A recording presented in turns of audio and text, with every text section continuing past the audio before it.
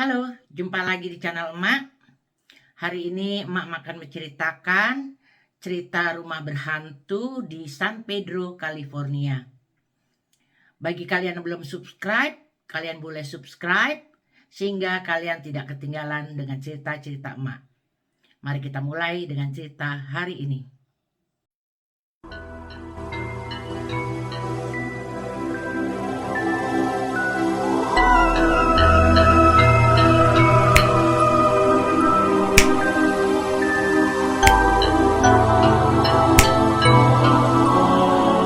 Di tahun 1989, Jackie baru saja berpisah dengan suaminya Ann. Mereka berpisah secara baik-baik dan Jackie pindah ke rumah kontrakan kecil yang sederhana di San Pedro, California. Jackie bekerja di beberapa tempat untuk menghasilkan uang dan dia juga bersekolah di malam hari. Karena dia berharap kalau dia sudah lulus, dia bisa mendapatkan pekerjaan yang bagus sehingga dia tidak usah bekerja di beberapa tempat lagi. Jackie bekerja terus, sekolah malam, mencoba untuk menyelesaikan diri dengan rumah barunya. Dan 1 bulan kemudian, Jackie duduk di ruang tamu setelah menidurkan anak-anaknya. Dia menonton TV. Tiba-tiba dia mendengar suara kerikil-kerikil di dalam dinding. Dia mengecilkan suara TV dan menempelkan kupingnya di dinding. Dan kerikil-kerikil itu jatuh di dalam dinding. Tiba-tiba dia mendengar suara telapak kaki. Tak, tak, tak, tak. Jackie kaget karena baru pertama kali dia mendengar suara-suara itu. Tapi dia masih berpikir positif. Oh, mungkin itu suara-suara tikus atau tupai di loteng nendang-nendang kerikil dan membuat suara-suara langkah kaki. Dia cuma menghiraukannya dan kembali nonton TV. Keesokan harinya temannya Susan datang. Jackie menceritakan soal masalah kerikil-kerikil dan telapak kaki itu. Mereka sedang lagi ngobrol-ngobrol di ruang tamu. Tiba-tiba terdengar suara keras dari dapur. Mereka kaget. Mereka langsung berpikir, apa lagi ini? Mereka pelan-pelan ke dapur dan mereka melihat foto yang tergantung di dinding jatuh ke lantai. Tapi anehnya, pakunya juga copot dari dinding dan berjajar rapi berdiri di samping foto itu. Biasanya kalau foto jatuh, pakunya akan menggelinding atau berceceran kemana-mana. Tapi ini enggak, fotonya jatuh, pakunya 2 berdiri tegak di sebelahnya. Susan ketakutan, tapi dia nggak mau nakut-nakutin temennya yang udah tinggal di situ sendiri dengan anak-anaknya. Jadi dia pulang ketakutan. Keesokan harinya, Jackie membawa pulang seorang baby sister bernama Tina yang berumur 16 tahun. Jackie nggak cerita apa-apa ke Tina soal apa yang terjadi di rumah itu. Dia cuma bilang, Tina, saya pergi sekolah dan nanti saya kembali lagi. Dan Tina lagi duduk di ruang tamu. Tiba-tiba dia berpikir, mau ngelihat anak-anak di atas. Dia naik ke atas, baru nyentuh pintunya udah kebuka sendiri. Ngek. Dia agak takut, tapi dia ngelihat anak-anak lagi. Anak-anaknya baik-baik saja. Dia keluar dari kamar, nutup pintu. Pintunya langsung kebuka lagi. Ngek. Dia berpikir, mungkin ini kali rumahnya miring. Jadi pintunya kebuka terus. Tapi pada waktu Jackie pulang malam itu, Tina cerita soal pintu. Pintunya kebuka lagi. Dia berharap Jackie akan menenangkannya dan bilang, nggak ada apa-apa, pintunya emang begitu. Tapi Jackie nggak ngomong apa-apa, dia cuma ngeliatin Tina terus. Akhirnya Jackie cerita ke Tina soal batu kerikil, soal telapak kaki, soal foto jatuh. Pokoknya Jackie cerita deh semua hal-hal yang terjadi aneh di rumah itu. Keesokan harinya, Jackie butuh Tina lagi untuk jaga anak-anak. Jaki sebenarnya takut Tina nggak mau, tapi Tina bilang dia mau datang lagi karena dia butuh duit. Dia datang lagi ke rumah Jaki dan mereka lagi ngobrol-ngobrol di dapur, ngomongin soal anak-anak. Tiba-tiba Tina diem dan ngeliat ke arah pojokan. Terus dia bilang ke Jaki, kamu baru masang lampu baru ya di pojok sono? Si Jaki langsung noleh. Dia nggak masang lampu baru, tapi dia ngeliat ada lampu melayang-layang di pojokan situ dan terus berputar-putar. Jaki kaget, tapi dia masih sempat ngambil foto, foto melayang-layang itu. Dia ngambil foto, udah gitu, itulah Jaki semakin takut. Dia nggak tahu harus ngomong ke siapa lagi, cuma Tina dan Susan yang tahu soal apa yang telah terjadi di rumah itu. Dia mikir, gue harus ngomong ke siapa ya supaya gue tuh dapat pertolongan. Akhirnya dia pikir, gue mau ngomong sama mantan suami gue si Al. Dan Jaki mulai cerita dari awal soal dari kerikil, dari telapak kaki, soal foto yang jatuh, soal pintu kebuka sendiri. Al pura-pura tertarik atas cerita Jaki, tapi dia pikir Jaki itu cuma kangen sama dia dan kesepian, makanya dia manggil dia. Terus si Al langsung bilang ke Jaki, gimana kalau kita panggil setannya? Jaki bilang, jangan dipanggil setannya. Tapi Al malah berdiri dan bilang, apapun yang terjadi di rumah ini, perlihatkan dirimu. Langsung diam. Jaki malah ketakutan. Akhirnya nggak lama kemudian Al pulang dan Jaki mau masukin sesuatu ke dalam lemari. Dia buka pintu lemari, di dalam lemari ada tulisan Al di seluruh tembok itu, di tembok di dalam lemari. Yang tadinya nggak ada tulisan-tulisan itu, pokoknya tadinya bersih.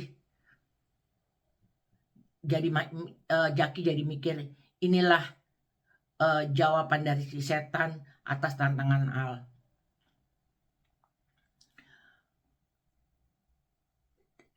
Terus Jaki sedang jalan-jalan sama Susan di sekitar rumahnya. Dan Jaki makin stres. Dan Susan tiba-tiba ngeliat yang punya rumah Jaki, karena Jaki masih ngontrak di situ. Jaki punya landlord atau yang punya rumah.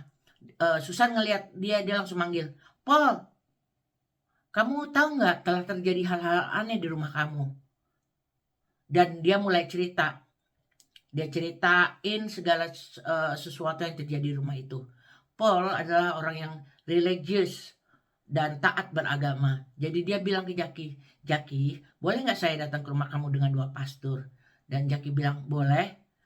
Akhirnya besokannya 2 orang pastor dan Paul datang ke rumah Jaki.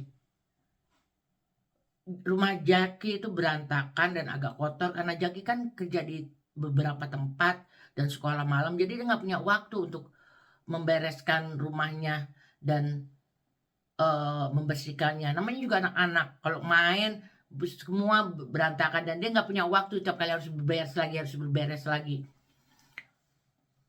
Tapi pastor-pastor itu memperhatikannya.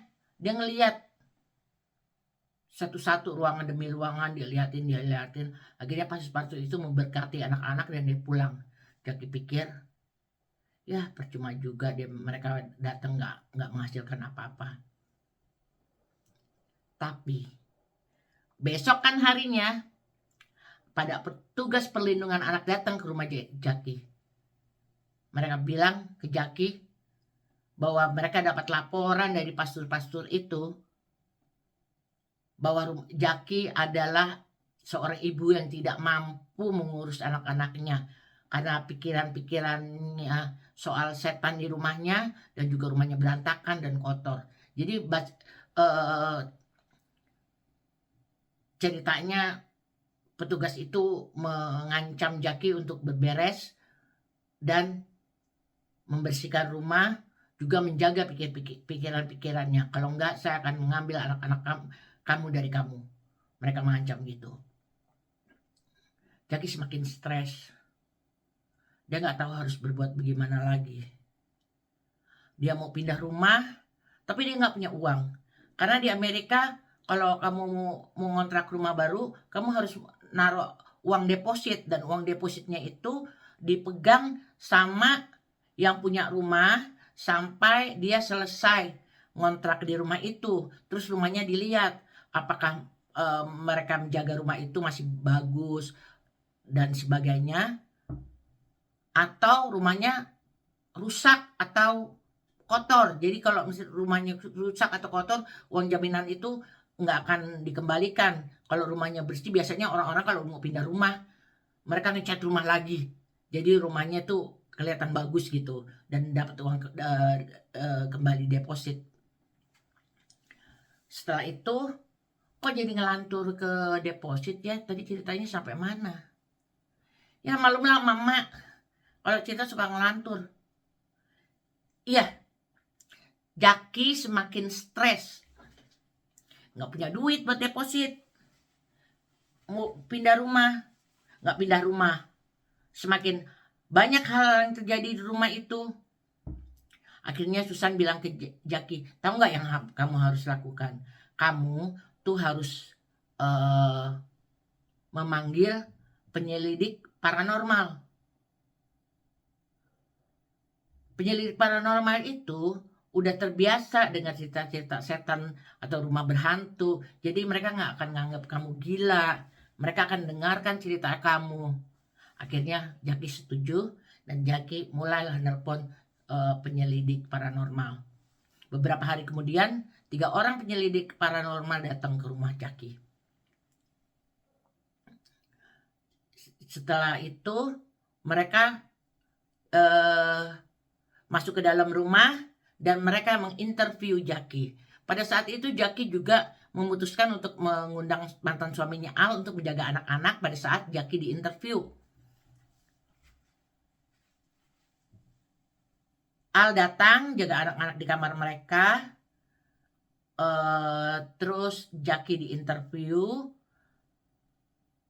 Sedang tengah lagi interview itu dan Jaki lagi cerita soal hal-hal aneh yang terjadi di rumahnya, tiba-tiba lampu mati dan nyala lagi. Jaki udah ketakutan, pasti ada hal-hal yang terjadi. Satu orang bilang, oke deh, saya mau naik ke loteng, saya mau periksa ada apa di loteng. Akhirnya satu orang naik ke loteng, dia bawa kamera.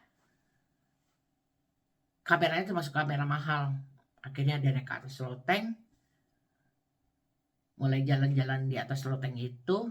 Dan Al yang lagi di ruang lain, lagi tidur-tiduran, tiba-tiba mendengar suara yang jelas sekali bilang ke mereka segera keluar dari sini. Dan tiba-tiba dia dengar jeritan. Al langsung lari keluar. Terus dia ngelihat ternyata satu orang yang tadi di atas loteng itu, dia merosot turun ketakutan. Dan dia bilang, ada apa? Si Jaki juga tanya, ada apa? Orang itu ketakutan sekali bilang, kamera saya dirampas. Aduh, kamera itu mahal. Aduh, saya harus ambil lagi.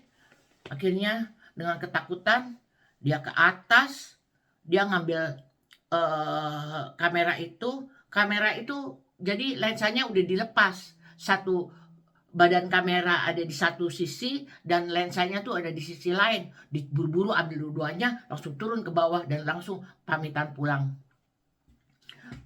Jaki langsung bilang, aduh jangan pulang dong, tolong selesaikan masalah saya. Tapi penyelidik itu bilang, iya nanti kita datang lagi.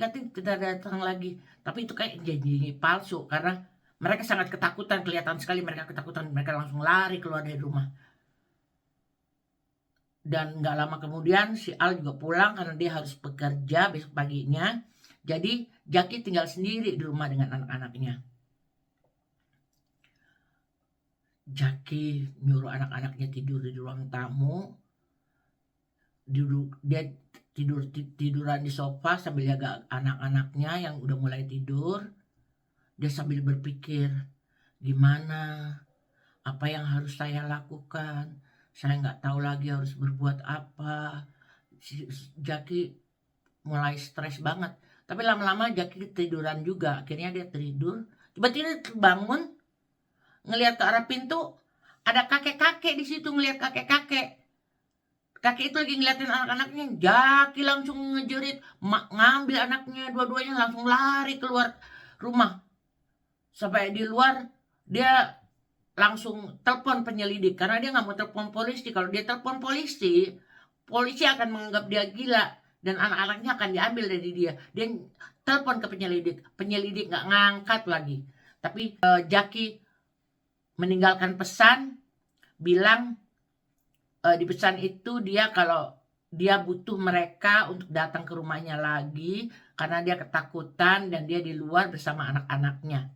Jadi tolong, dia pesannya seperti itu. Dan salah satu penyelidik mendengar pesan, dia langsung bilang ke teman-temannya, kayaknya kita harus balik lagi deh, kita harus nolong dia. Akhirnya mereka udah larut malam banget, mereka tiba lagi di rumah Jaki dan mereka ngelihat Jaki dengan anak-anaknya di luar pakai baju tidur. Akhirnya mereka bilang, ayo masuk ke dalam rumah. Mereka masuk ke dalam rumah. Dan sekarang 2 orang naik ke loteng. Karena yang satu tadi dia sendiri nggak mau 2 orang naik ke loteng. 1 orang bawa kamera dan lampu kilat. Dan 1 lagi cuma kamera aja. Mereka berdua naik ke loteng. Mereka sambil di atas loteng, mereka ngeliat-lihat. Dia melaporkan apa yang terjadi di atas loteng itu ke bawah.